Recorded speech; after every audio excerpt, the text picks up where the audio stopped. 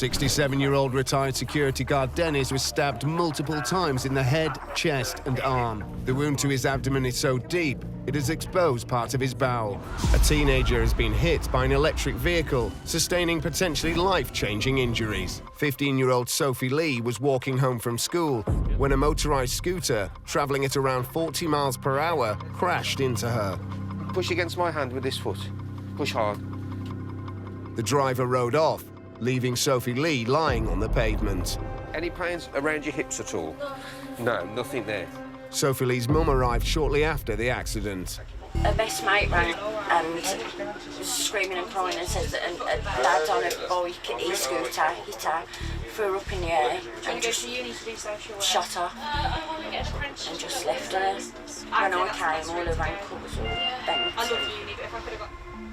So you don't remember anything about what happened? I just remember falling, that's it. OK, and since then, do you remember the ambulance guys getting here? Yeah. Yeah.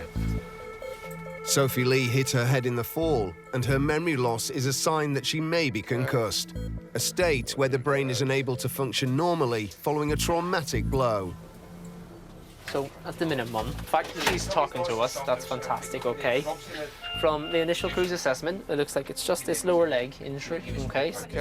The ambulance crew have managed to realign the broken bones in her leg, which will help the blood to circulate and prevent further damage. So, we'll take your daughter up to Birmingham Children's, they'll x-ray it, we'll let the orthopaedic team review it and see what their management's going to be from there forward, OK? Now, I appreciate she almost looks like she's ready just to go, but it's very bumpy in the back of these. It's pretty miserable, to be honest. So I think the guys, we're just going to give it a pain relief on board for her first before we move, get her a bit more comfortable. Even with her leg splintered, Sophie Lee's injury is still causing her considerable pain. So, 15, so yeah. oh yeah. It will, don't worry. Yeah, thanks. Please don't put it in my arm. You won't feel it, honestly. Once it's in, you'll be sorted. Sophie Lee desperately needs pain relief, but a phobia of being cannulated is causing her to panic. No, please don't put it in my arm. Oh, sorry, that's what you're on the edge. Please don't put it in Okay, my arm. that's fine. I'll try your other hand then. Look at me, look at me. Well done, sweetheart, that's in. Is it in? Yeah. Sweetheart, you're just going to feel some stickers on that just to keep it there, and then Mike's going to put some water through while I get some pain relief ready. OK, you're doing ever so well. Well done. That was the painful bit done and dusted, really. How are you feeling now? Still got that pain in your lower back? No. No, has that gone a bit, has it? When am I getting pain ready? 30 seconds time. We're just literally takes 30 seconds to attach you all up. All right, sweetheart. There we go. It's starting to run now. Yeah, we're getting a blanket, yeah. Sophie Lee will be taken to Birmingham Children's Hospital, where the specialist orthopaedic team will decide on the appropriate treatment.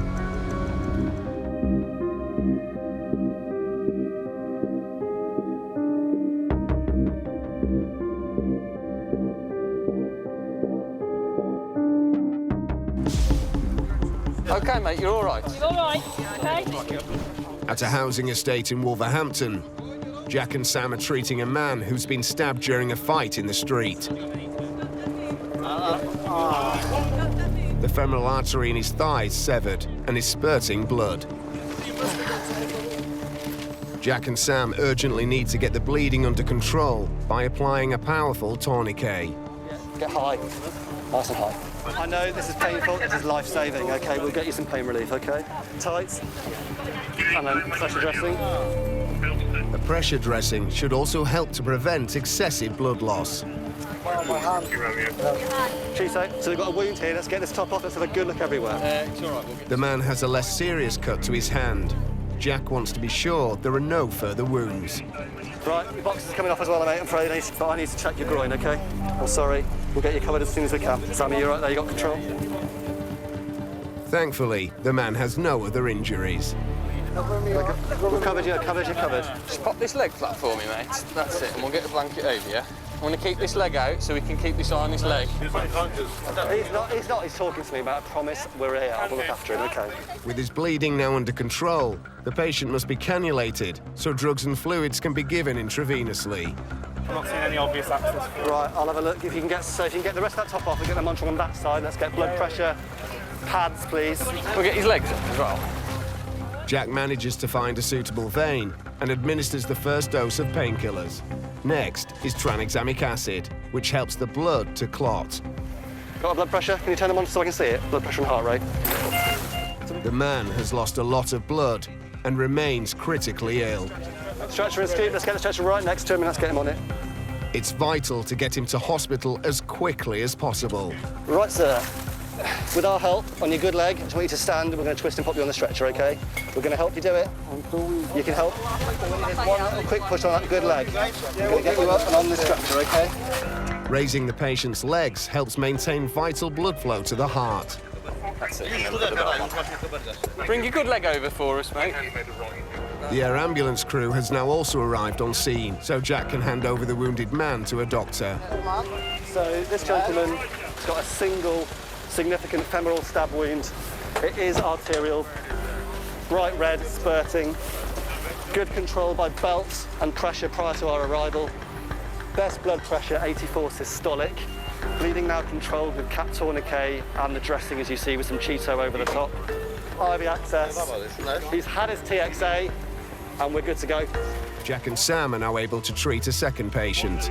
The second man is less seriously wounded. The patient has a cut to his head and a dislocated shoulder, but does not require any specialist pre-hospital treatment.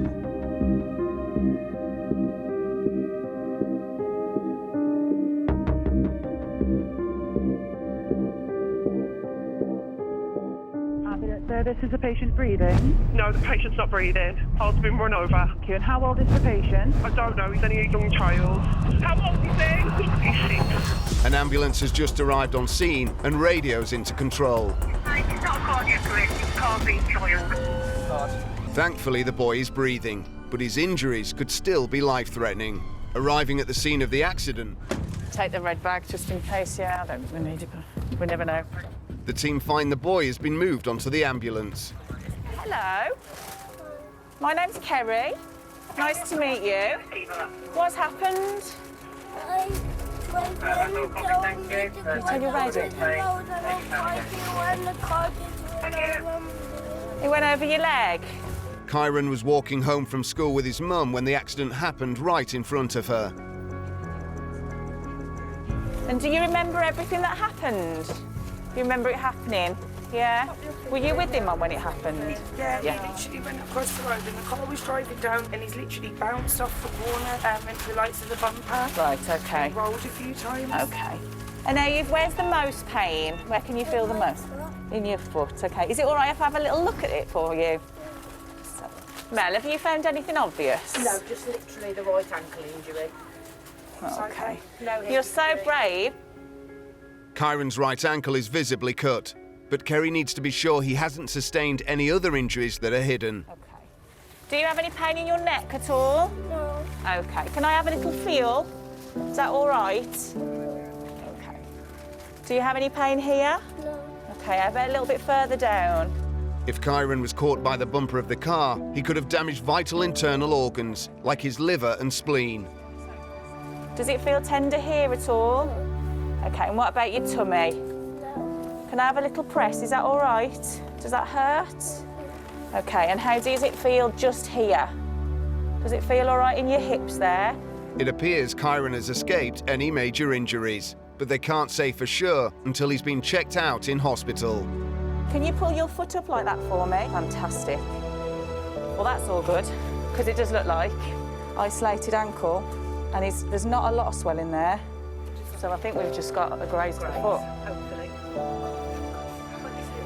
And you're a very, very brave young man, aren't you? I think I need an X-ray. Is that what he said? Absolutely shocked. Oh. Thankfully, Kyron is well enough to be left in the care of the ambulance crew. You're a brave boy. All right, you take care.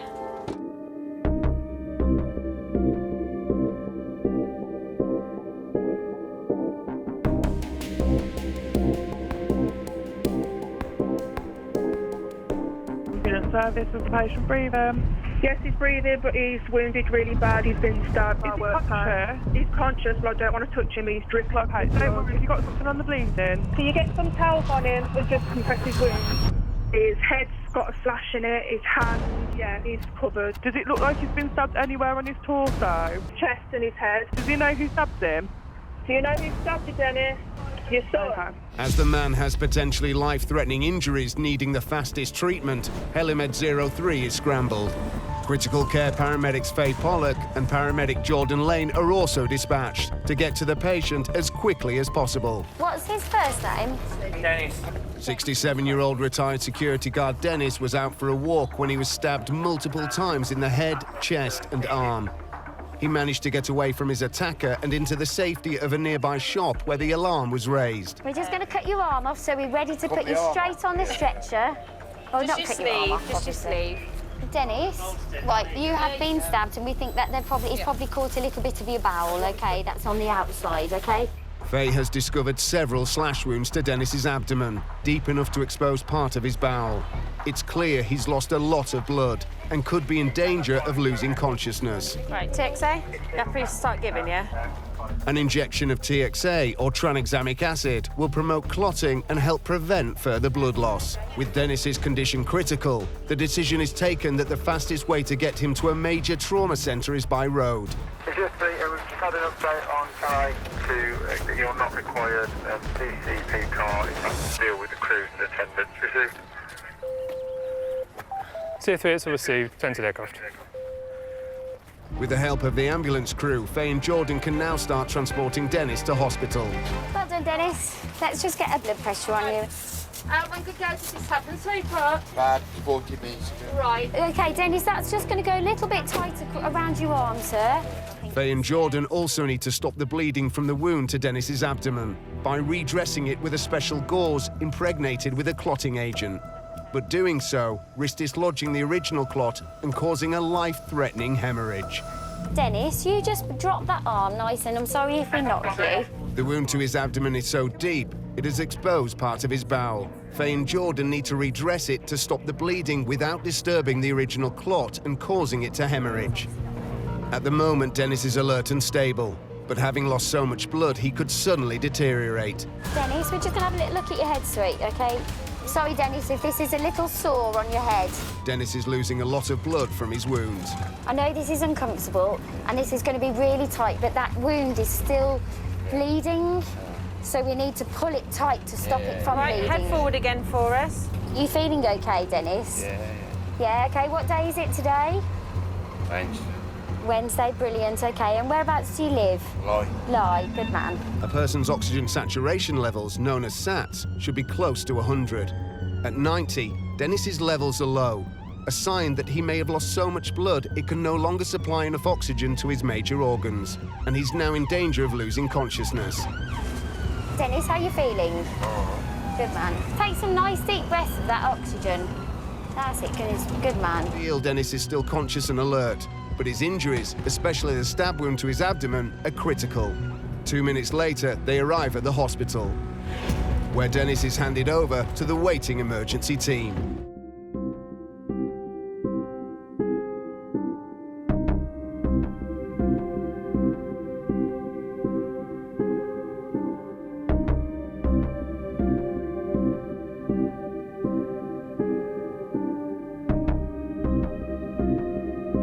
Dr. Rob Moss and critical care paramedic Grant Soulsby are treating a patient found lying in the road. A passerby noticed 3 men in a van. When the van drove off, one fell out of the back. And another O2 cylinder as well. He's now been unconscious for 25 minutes. I'm not sure if you can hear me, but we're the ambulance service and we're here to help you, OK? Can you hear me? OK, no bother, buddy. There's no other obvious injuries anywhere else that you found, is there? Not that we could see.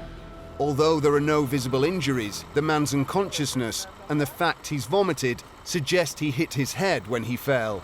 Are you able to make a noise if you can hear me? As there's a risk of a skull fracture or a bleed on the brain, Rob and Grant want to get him to hospital for a CT scan. But first, they need to stabilise his condition. We've got a BM of 6 and a temp of 35.5. Low oxygen levels in the blood suggest vomit may be compromising his airway, making breathing difficult.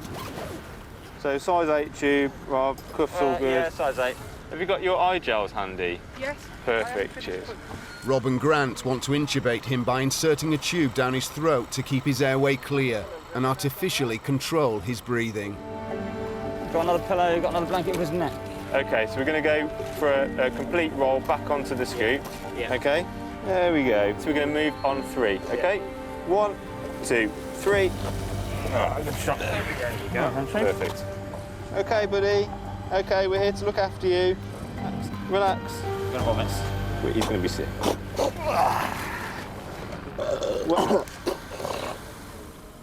Is it worth, when we roll him back, binder on, back onto his side and scoop him on his side, onto the bed, do you think? Yeah. 3. Yeah, okay, sure. Satisfied the man's airways are clear, the team want to get him into the ambulance as quickly as possible. Rob and Grant decide to travel with the man to Birmingham's Queen Elizabeth Hospital, 15 miles away. If you can hear us, buddy, you're just in an ambulance and we're just taking you to hospital. You've got quite a decent hematoma coming back on the back of his head now. The man is still unconscious and now has a visible hematoma or swelling on the back of his head. He also continues to vomit.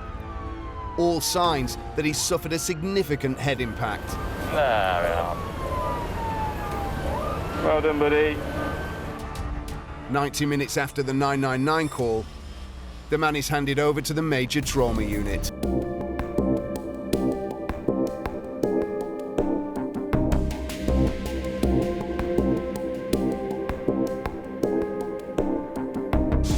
Miles from Hereford, Dr. Luke and Richard are on their way to Birmingham with 32-year-old Aaron, who needs urgent treatment at a major trauma centre. 32-year-old labourer Aaron was at home with his family when someone he knew was in a drunken rage outside. When Aaron went to investigate, the man attacked him with a knife, inflicting 2 serious stab wounds to his neck and abdomen. Dr. Luke and Richard will accompany Aaron to the Queen Elizabeth Hospital in Birmingham in case his injuries become life-threatening. What happened then? Literally, my neighbour starts punching my door saying, "Let me in, help me, help me." As soon as I open the door, just a big knife come at me, straight into my stomach. And I tried to defend myself like that with my arm. Luckily enough, because it kind of like blocked his arm and made him get to the side of my neck. Otherwise, it would have been boom, straight, like straight on. Yeah. Suddenly, Aaron's condition changes. Do you know how much pain relief I have? I might be running out. You've had some strong painkillers already. How are you getting on with it? I get travel sick. I've just gone all hot and I'm a terrible traveller. You're gonna sit up a bit. You're all right. Ready? I'm gonna sit you up a little bit, okay? 1, 2, 3. Softer and better like that, okay? There you go, mate. Give me a stick into that if you need it, all right? I'll get you some anti-sickness just now. As Aaron becomes increasingly unwell, Dr. Luke needs to try to control his vomiting and address his rising pain levels. Straighten your arm for me. Okay, hang on a minute. Just hold that a minute. You've got a bit more bleeding from his neck now. Okay, I need just need some lights on in there if that's all right. Retching has reopened the wound in Aaron's neck, which has soaked through the original dressing. He is now losing a significant amount of blood. An immediate stop at the roadside is necessary to try and stop the bleeding. Okay, and then 10 mil straight away down that. Give it straight away. My stomach might be bleeding as well. All right, mate, you're okay. I'm going to look after you, mate, okay? Yeah. Dr. Luke is all too aware that if Aaron's bleeding continues, he's in danger of passing out or even going into cardiac arrest. Let's have a look. Rich, we've got a problem, mate. So, no, I need some cartagors, buddy. He's been retching and he's just started to bleed quite a bit. How are you feeling other than this pressure in your neck? Now I get travel sick, Can we get that out of the way? Aaron's injuries are life-threatening and require emergency surgery, but they're still over an hour away from the Queen Elizabeth Major Trauma Centre. Right, this might hurt a little bit, mate. Okay, you ready? Using a special gauze impregnated with a blood-clotting agent. All right, you're doing well, buddy. All right. Dr. Luke is packing the reopened neck wound to try and stop the bleeding. I think what happened is when you're retching like that, it's just caused the bleeding to recur again, okay? Yeah. But it looks to be stopped, but I'm going to put this in here just for belt and braces, okay? I think my stomach's opened up again as well. Right, have a look at that just now. Okay, and then with a nice big pack of gauze, so we dry all of this and we'll put a Russell seal over it for stickiness, okay? Despite having lost a lot of blood, Aaron still has a strong pulse, indicating his vital organs are still being supplied with oxygen. You cold? Disgusting. All right, we'll get you sorted out, all right? It's all right. Just try and stay as still as you can. I'm just cleaning you. Okay. Dry hands. How's the sickness? Yeah, it's gone now. Gone? Okay, mate. Right. I'd be surprised if it didn't start again. Well, we'll deal with that if it happens, okay, mate? Fortunately, there isn't any further bleeding to the stab wound in Aaron's abdomen. So that dressing is left in place to avoid disturbing any clots that have formed. With bleeding now under control, they need to get back on the road to hospital as soon as possible. Oh my God, that's serious pain. More pain? Yeah, my stomach. Okay. However, the pain from his injuries is now making Aaron feel very unwell. Dr. Luke administers a further dose of intravenous morphine. Just a journey, mate. If we can keep it on blues but slow and steady, because he's really motion sick. Is that right? Finally, an hour and 15 minutes after leaving Hereford, they arrive at the Queen Elizabeth Hospital.